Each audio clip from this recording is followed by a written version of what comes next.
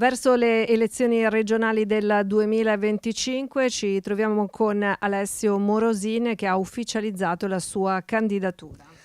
Un indipendentista e autonomista convinto come me non poteva rimanere fuori da una competizione, peraltro difficile. Però a me piacciono le sfide, ovviamente c'è sul tavolo il tema dell'autonomia differenziata che è un tema di incompiuto.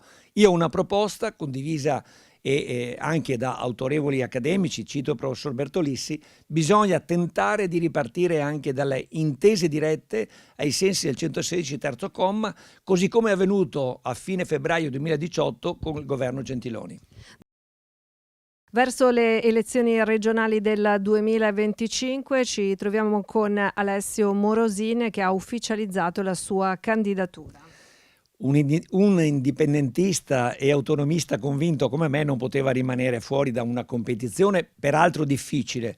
Però a me piacciono le sfide, ovviamente c'è sul tavolo il tema dell'autonomia differenziata che è un tema di incompiuto. Io ho una proposta condivisa anche da autorevoli accademici, cito il professor Bertolissi: bisogna tentare di ripartire anche dalle intese dirette ai sensi del 116 terzo comma, così come è avvenuto a fine febbraio 2018 con il governo Gentiloni.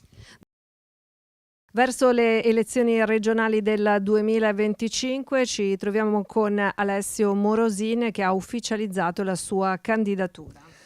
Un indipendentista e autonomista convinto come me non poteva rimanere fuori da una competizione, peraltro difficile. Però a me piacciono le sfide, ovviamente c'è sul tavolo il tema dell'autonomia differenziata che è un tema di incompiuto.